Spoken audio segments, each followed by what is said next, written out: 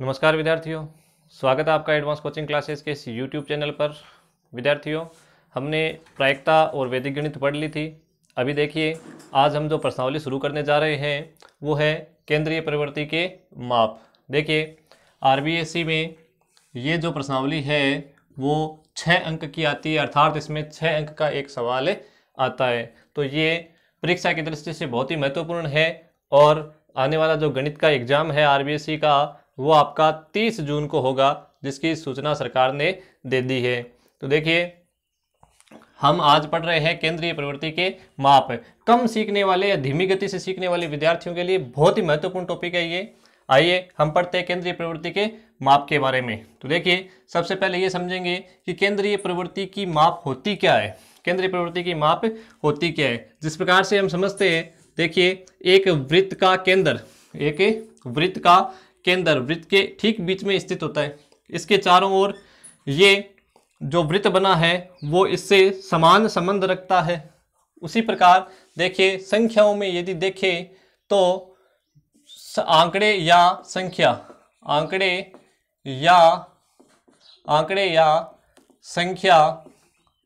जिस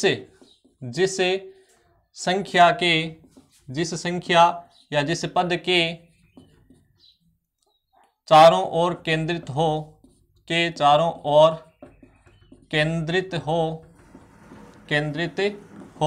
या ऐसा कह सकते हैं निर्भर हो या उसके पास आसपास हो, तो उसको आप केंद्रीय प्रवृत्ति की माप कहते हैं, उसे ही केंद्रीय प्रवृत्ति कहते हैं। अब केंद्रीय प्रवृत्ति की माप आप समझ गए होंगे, किसी आंकड़े या संख्या जिस संख्या के से निर्भर हो या उसके आसपास उसी के संख्या के ऊपर केंद्रित हो, उसी संख्या पर केंद्रित हो, यानी वो मध्य की संख्या हो, तो उसे ही क्या कहते हैं, केंद्रीय प्रवृत्ति की माप, या आप इसे कह सकते हो मध्य। देखिए, आप मध्य समझ गए होंगे कि मध्य जो या केंद्रीय प्रवृत्ति की माप जो है वो क्या कहलाती है कि किसी संख्या के ऊपर जो आंकड़े सारे निर्भर हो उसे ही क्या कहते हैं, केंद्रीय प्रवृत्ति की माप कहते हैं। तो केंद्रीय प्रवृत्ति की जो माप है या माध्य है, इसके दो प्रकार होते हैं। दो प्रकार कौन से होते हैं वो देखिए। जो माध्य के दो प्रकार होते हैं उसमें एक प्रकार जो होता है वो होता है गणितीय माध्य। दूसरा जो प्रकार है वो है स्थैतिक माध्य या स्थिति से संबंधित माध्य। देखिए, जो स्थैतिक माध्य है उसके दो प्रकार होते हैं। एक माध्यिक, स्थैतिक माध्य के दो प्रकार होते हैं, एक माध्यिक और एक बहुलक। ये आंकड़ों की स्थिति पर निर्भर करते हैं। इसके अलावा जो गणितीय माध्य है वो तीन प्रकार के होते हैं। एक गणितीय जो माध्य है वो तीन प्रकार के होते हैं। देखिए, एक नंबर कौन सा, समांतर माध्य को हम औसत भी कह सकते हैं। इसके अलावा जो दूसरा जो माध्य है हमारे पास वो है गुणात्मक माध्य। इसके अलावा जो तीसरा माध्य हमारे पास है वो है, देखिए, हरात्मक माध्य। देखिए, RBSC board, Rajasthan education board के द्वारा निर्धारित सिलेबस के अनुसार हम केवल यहाँ पर समांतर माध्य ही पढ़ेंगे, गुणात्मक माध्य और हरात्मक माध्य नहीं पढ़ेंगे। तो हम समांतर माध्य, गणितीय माध्य के अंतर्गत और स्थैतिक माध्य के अंतर्गत माध्यिक और बहुलक इस केंद्रीय प्रवृत्ति की माप के प्रकरण के अंतर्गत पढ़ेंगे। तो देखिए, सबसे पहले हम बात प्रारंभ करेंगे किसकी, समांतर माध्य की। किसकी बात प्रारंभ करेंगे, समांतर माध्य की। इस प्रश्नावली के अंतर्गत हम समांतर माध्य की तीन विधियों का अध्ययन करेंगे। जो विधियों का नाम है, देखिए, प्रत्यक्ष विधि। इसके अलावा दूसरी जो विधि का प्रयोग करेंगे वो होगी, देखिए,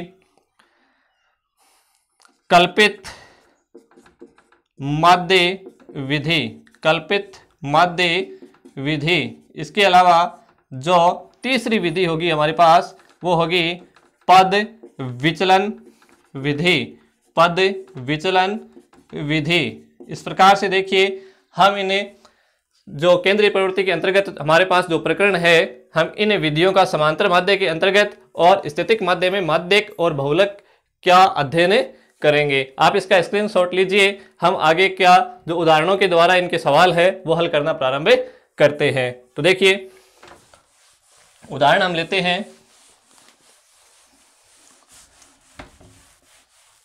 उदाहरणों के द्वारा इस प्रकरण को हम समझे।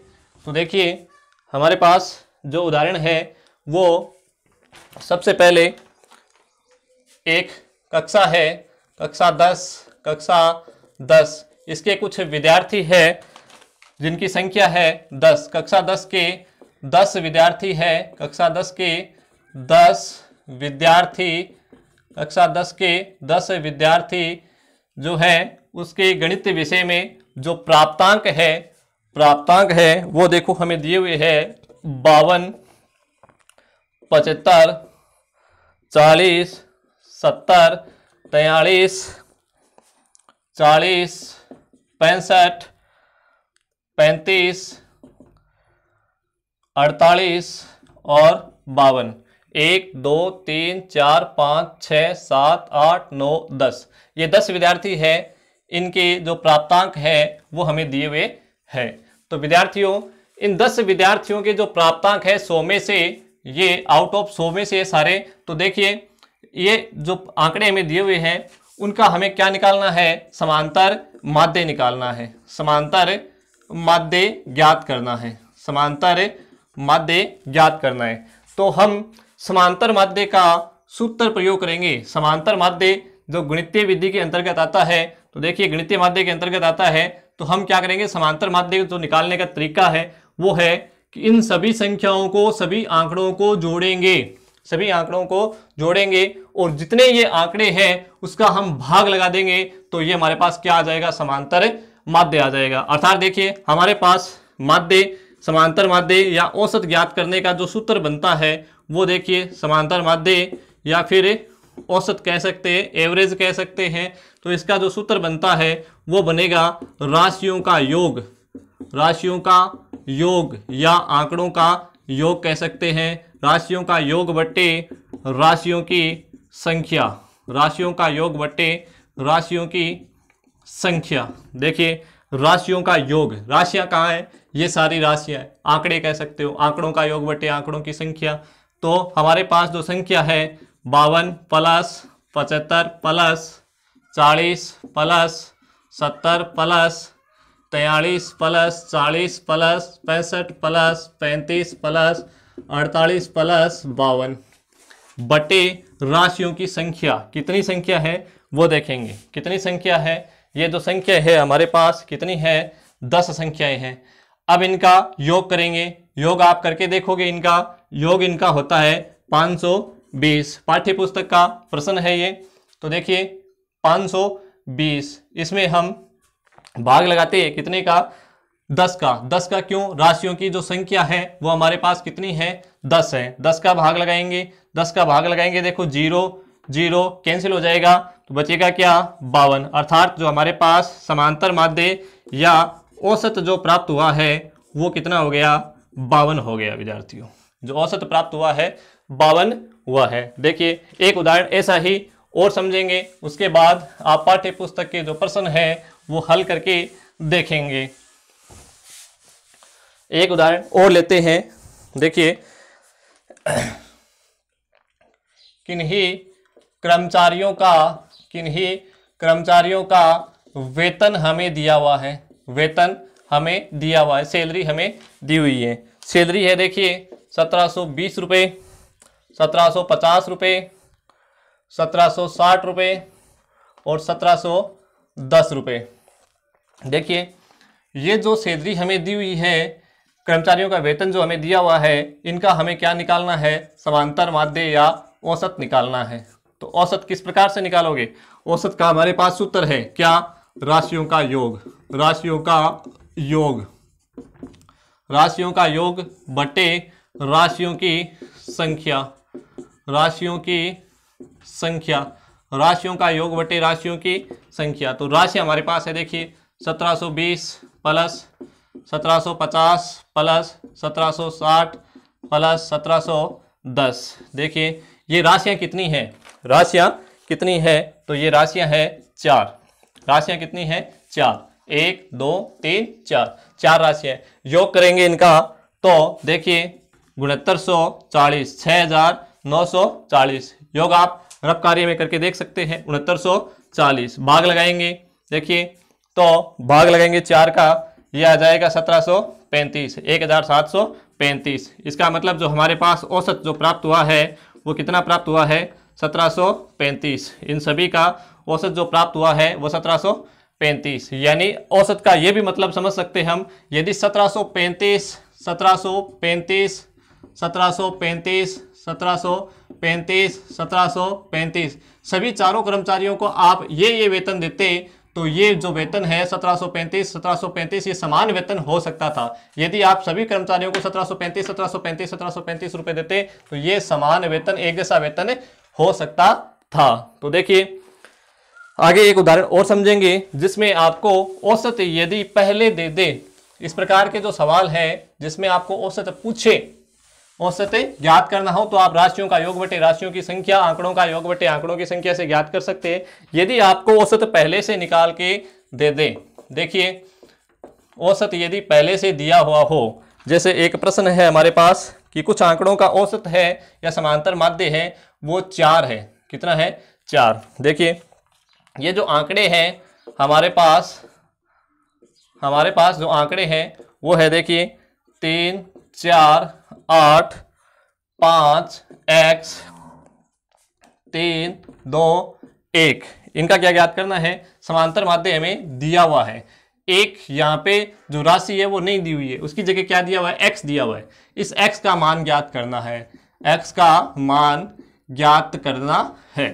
तो देखिए हमारे पास तरीका वही है, जो औसत दिया हुआ है वो ज्ञात करने का सूत्र क्या होता है, औसत या समांतर माध्य ज्ञात करने का सूत्र होता है राशियों का योग बटे राशियों की संख्या, राशियों का योग बटे राशियों की संख्या, राशियों का योग बटे राशियों की संख्या। देखिए औसत हमारे पास पहले से है, इस बार दिया हुआ है, उसकी जगह रख दीजिए मान, औसत के बराबर क्या है 4, 4 रख दिया। राशियों का योग करेंगे 3 4 8 5 x 3 2 1 बटे 1 2 3 4 5 6 7 8। हमारे पास जो संख्याएं हैं वो 8 है। x को भी एक संख्या गिनना है क्योंकि यहाँ पर भी एक संख्या है, 8 है। अब क्या करेंगे, देखिए 4 हमारे पास जो 8 है, हमें x का मान ज्ञात करना है, तो x को अकेले को करना है, x को अकेले को वहां रखना है, बाकी सारी संख्याओं का पक्षांतरण करना है। पहले इनका योग कर लेंगे और 8 को भेज देंगे। देखिए 8 यहाँ क्या है, भाग में है, तो यहाँ दूसरे पक्ष में जब आएगा किसमें बदलेगा, गुणा में। बाकी जो संख्याएं बची है उनका हम क्या कर देंगे, जोड़ कर देंगे। देखिए 3 4 7 8 15 5 20 20 26 27, 3 4 7 7 8 15 20 23 25 26, ये हमारे पास हो गई 26 प्लस हमारे पास क्या बच गया x, प्लस में x। 8 जो बट्टे में था, भाग में था, दूसरे पक्ष में भेज दिया, 4 के पास आके किसमें बदल गया, गुणा में बदल गया। देखिए जो पक्षांतरण का नियम हमारे पास होता है, पक्षांतरण का नियम, पक्षांतरण का मतलब आप बराबर से एक पक्ष से दूसरे पक्ष में ले जाओ या लाओ तो पक्षांतरण का नियम लगता है। पक्षांतरण का नियम क्या होता है, दूसरे पक्ष में यदि ले जाते हो तो माइनस है जो प्लस में बदल जाता है, प्लस है जो माइनस में बदल जाता है, गुणा है जो भाग में बदल जाता है, भाग है जो गुणा में बदल जाता है, वर्गमूल है वो स्क्वायर में यानी कि वर्ग में बदल जाता है, और स्क्वायर है वो क्या बन जाता है, किस में बदल जाता है, वर्गमूल में। ऐसे ही घनमूल है वो किस में बदल जाता है, घन में बदल जाता है।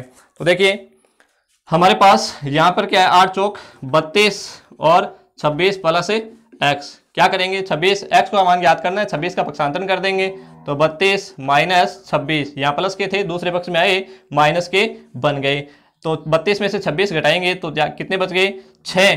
x बराबर क्या आ गया x बराबर 6, यानी x का जो मान हमें पूछा था वो क्या प्राप्त हो गया 6। तो इस प्रकार से विद्यार्थियों आपको किसी भी राशि का मान भी पूछ सकते हैं औसत पहले देकर। तो देखिए उम्मीद है आपको ये समझ में आया होगा। इस प्रकार के यदि सवाल आते हैं तो आप हल कर सकते हो। अब देखिए यदि आपको सम विषम संख्याओं का औसत भी विद्यार्थियों पूछ सकते हैं। क्या पूछ सकते हैं? ये पूछ सकते हैं प्रथम 10 सम संख्याओं का औसत, सम संख्याओं का औसत, प्रथम 10 सम संख्याओं का औसत। तो प्रथम 10 सम संख्याएं, सम मैंने आपको बताया था, कल ही बताया था कल के वीडियो में। तो सम संख्याएं जो जिसमें 2 का भाग पूरा जाता हो, 2 4, यानी आप ऐसे लिखो प्रथम शुरू से 2 से प्रारंभ होगी तो 2 4 6 8 10 12 14 16 18 20, प्रथम 10 सम संख्याएं, 10 तक नहीं 10 सम संख्याएं हैं। तो देखिए 1 2 3 4 5 6 7 8 9 10 संख्याएं हो गई। इनका यदि हमें औसत ज्ञात करना हो तो इनको जोड़कर आप इनका औसत 10 का भाग लगाकर औसत ज्ञात कर सकते हो। या बाद में आपको दे कि प्रथम 10 विषम संख्याओं का औसत, विषम संख्याओं का औसत कैसे करोगे? विषम संख्या देखोगे 1 3 5 7 9 11 13, तो इनका भी आप ऐसे लगभग 19 तक लिखकर इनका औसत ज्ञात कर सकते हो। देखिए 1 2 3 4 5 6 7 और 8 और 9 और ये 10, सभी को जोड़ो और 10 का भाग लगाओगे तो इसका औसत प्राप्त हो जाएगा। इस प्रकार से आपको सम विषम का पूछ सकते हैं। इसके अलावा सम विषम का औसत आपको पहले से दिया हुआ हो सकता है। मान लो आपको 5 सम संख्याओं का औसत दे दे, पहले से दे दें। चलिए एक ऐसा उदाहरण करते हैं हम जिसमें आपको पहले से औसत दिया हुआ हो, देखिए जिसमें 8 क्रमागत विषम संख्या, 8 क्रमागत विषम संख्या का औसत, 8 क्रमागत विषम संख्या का औसत दिया हुआ है कितना? 16। कितना दिया हुआ है? 16। तो देखिए 8 क्रमागत विषम, 8 क्रमागत विषम, यहाँ क्रमागत का अर्थ है कि एक के बाद एक। मानो कि आपके पास जो एक संख्या है वो क्या है? विषम है। तो एक संख्या मान ली हमने 7, तो क्रमागत है तो इसके तुरंत बाद आने वाली विषम संख्या 8 नहीं होकर के क्रमागत, यानी इसके बाद क्या आएगी? 9 आएगी। 9 के बाद तुरंत बाद क्या आएगी? 11। 11 के बाद कितनी आएगी? 13। 13 के बाद 15। 2 के अंतराल के बाद आएगी। तो सम हो चाहे विषम हो वो 2 के अंतराल के बाद में आती है। तो अब सम आए चाहे विषम आए, आप क्या करोगे? प्रथम संख्या मान लोगे। माना प्रथम संख्या नहीं है आपके पास, तब मानना पड़ रहा है। गणित में जो चीजें नहीं होती है उसको मान लिया जाता है। तो माना प्रथम संख्या हमारे पास क्या है? x। प्रथम संख्या क्या है? x। तो प्रथम संख्या जब x है तो 8 क्रमागत संख्याएं हमें प्राप्त हो सकती है। तो 8 क्रमागत संख्याएं क्या क्या होगी बताइए? देखिए x पहली संख्या है, ये x हो गई। दूसरी इसमें 2 जोड़ने के बाद आएगी 2, तीसरी इसमें 4 जोड़ने के बाद आएगी तो x प्लस 4, अगली इसमें 6 जोड़ने के बाद में आएगी तो x plus 6, x plus 8, x plus 10, x plus 12, x plus 14। कितनी चाहिए हमें? देखिए गिन के समझिए इनको। 1 2 3 4 5 6 7 8, हमारे पास 8 संख्याएं हो गई। अब क्या पूछा है कि इनका औसत जो है वो 16 है। औसत मतलब राशियों का योग, यानी कि सभी राशियों का योग और बटे उनकी संख्या। तो औसत जो हमारे पास होता है, औसत बराबर राशियों का योग बटे राशियों की संख्या, राशियों का योग बटे राशियों की संख्या, राशियों का योग बटे राशियों की संख्या। राशियों का योग करेंगे तो देखिए x plus 2, x plus 4, x plus 6, x plus 8, x plus 10 और x प्लस 12 और x प्लस 14। इन सभी का क्या करेंगे? जोड़, और भाग कितने का लगाएंगे? 8 का। बराबर औसत हमें पहले से दिया हुआ है तो बराबर औसत कितना रखेंगे? औसत रखेंगे कितना बराबर में? 16 बराबर में 16 जोड़ेंगे। देखो x कितने 1 2 3 4 5 6 7 8, जो x है हमारे पास वो क्या है 8x। जोड़ लिया सबको, 8x है, x x x 8 बार है तो 8x हो गए। संख्याओं को जोड़ेंगे 2 4 6 6 12 12 और 8 20 20 10 30 30 और 42 42 और 14 42 और 14 कितने हो गए 56। देखिए बटे में जो संख्या है वो क्या है 8 बराबर क्या हो गया 16। 8 का पक्षांतरण करेंगे, यहाँ बटे में है, पक्षांतरण करेंगे तो किस में आएगा 16 इंटू 8 बराबर 8x प्लस 56। 8x प्लस 56 हम क्या करेंगे गुणा करेंगे 16 को 8 से, तो 8 से 48 8 8 एकम 8 8 4 12 128 बराबर 8x प्लस 56। 56 का पक्षांतरण करेंगे तो इस साइड यहाँ प्लस के इस साइड में आएंगे तो किस में आ जाएंगे माइनस के, यानी कि हमारे पास 8x बराबर 128 माइनस क्या हो जाएगा 56। 8x बराबर घटा के देखेंगे इनको तो हमारे पास कितने बचेंगे 72। x बराबर 72, इसमें 8 का पक्षांतरण करेंगे यहाँ प्लस के तो यहाँ आकर भाग में बदल जाएंगे, तो x बराबर 8 9 72 कितनी बार 9 बार, यानी जो प्रथम संख्या हमारे पास है वो कितनी है x बराबर आ गया 9, यानी प्रथम संख्या जो x का मान है वो आ गया 9। अब हमें यदि सभी संख्याएं बतानी हो तो आप सभी संख्याएं बता सकते हो, सभी संख्याएं बतानी हो तो देखिए पहली संख्या जो थी हमारे पास कितनी थी x का मान आया था 9, दूसरी क्या हो जाएगी 11 13, इस प्रकार से 2 2 के अंतर के बाद आप सभी संख्याएं बता सकते हो। तो इस प्रकार से सवाल आपको पूछ सकते हैं जिसमें आपको औसत पहले से दिया हो। देखिए आगे और हम समांतर माध्य के सवालों का अध्ययन करते हैं, तो एक और उदाहरण जो हमारे सामने आता है वो समझिए कि एक कक्षा है जिसमें a वर्ग कक्षा 10 के a वर्ग के 25 छात्रों का औसत भार यानी औसत हमें पहले से दिया हुआ है, औसत भार कितने विद्यार्थियों का 25 विद्यार्थियों का कितना है 51 किलोग्राम। 25 छात्रों का औसत भार। ऐसी एक कक्षा है जो है बी वर्ग के 35 छात्र हैं, 35 छात्रों का औसत भार जो हमें दिया हुआ है वो है 54 किलोग्राम। देखिए ये जो कुल छात्र है 35 और 25 60 छात्र हो गए। हमें पूछा है कि इन सभी 60 छात्रों का औसत भार ज्ञात कीजिए, छात्रों का औसत भार ज्ञात कीजिए। हमें औसत भार ज्ञात करना है सभी 60 छात्रों का। तो समझेंगे हमने यहाँ देखिए थोड़ी देर पहले हमने जो सवाल हल किए उसमें हमने औसत निकालना सीखा था। औसत कैसे निकाला था हमने, औसत या माध्य हमने निकाला था राशियों का योग बटे राशियों की संख्या से, राशियों का योग बटे राशियों की संख्या से। अब विद्यार्थियों यदि हमें इन संख्याओं का क्या चाहिए योग चाहिए तो हम योग किस प्रकार से निकाल सकते हैं, तो देखेंगे संख्या जो है हमारे पास है वो बट्टे में है। पक्षांतरण का हम नियम जानते हैं, पक्षांतरण करेंगे तो इस पक्ष में लाएंगे, संख्या को इस पक्ष में लाते हैं तो ये क्या हो जाता है, देखिए औसत इंटू संख्या, औसत को हम संख्या से गुणा करते बराबर हमारे पास क्या प्राप्त हो जाता है, योग प्राप्त हो जाता है। देखिए हमारे पास यहाँ छात्रों की संख्या भी है, यहाँ हमारे पास इनका औसत भी है, हमारे पास यहाँ संख्या भी है, हमारे पास यहाँ औसत भी है। हमें क्या चाहिए, हमें चाहिए इनका योग, हम योग कर सकते हैं इनका।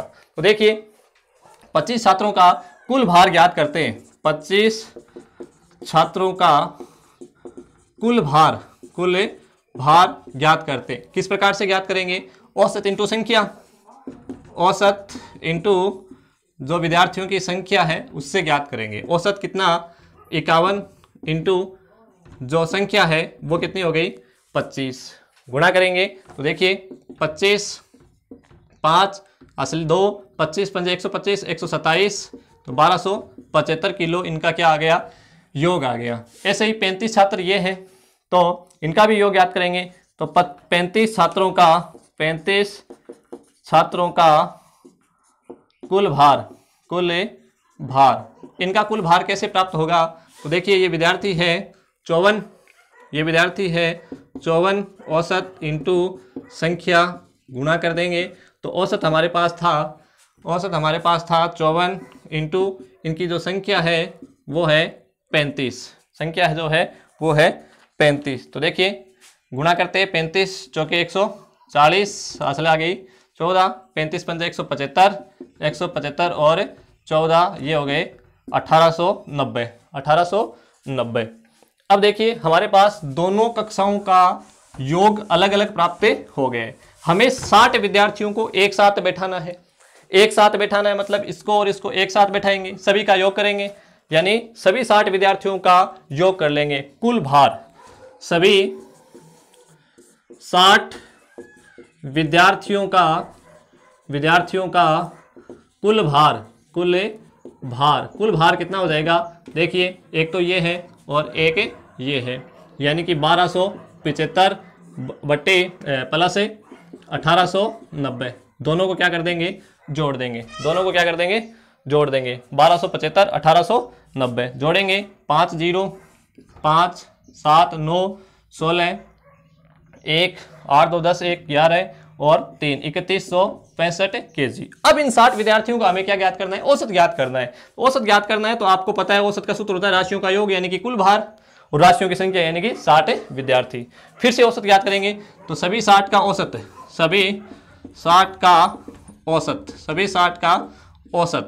क्या हो जाएगा? औसत योग राशियों का योग यानी कि कुल भार, या राशियों का योग क्या है? कुल भार बटे राशियों की संख्या यानी विद्यार्थियों की संख्या। कुल भार कितना है? 3165 बटे हमारे पास जो संख्या है वो कितनी है? 60। सबसे पहले 0 का भाग लगाएंगे तो देखिए 316.5 बटे 6 का भाग लगा देंगे। 6 पंजे 30 बच गया 1, 6 दूनी 12 बच गए 4, 6 7 42 3 6 पंजे 30, यानी कि जो उत्तर हमारे पास औसत प्राप्त हो जाएगा वो प्राप्त हो जाएगा 52.75। इस प्रकार से विद्यार्थियों यदि आपको अलग अलग ये भार दिया हुआ हो तो आप दोनों को साथ एक जगह मिलाकर भी उनका दो संख्याओं का अलग अलग औसत दिया हो तो आपको एक साथ औसत ज्ञात करना हो तो आप इस प्रकार से ज्ञात कर सकते हैं। दोनों को मिलाकर एक साथ ज्ञात कर सकते हैं। आगे देखिए एक उदाहरण ऐसा ही और समझेंगे हम।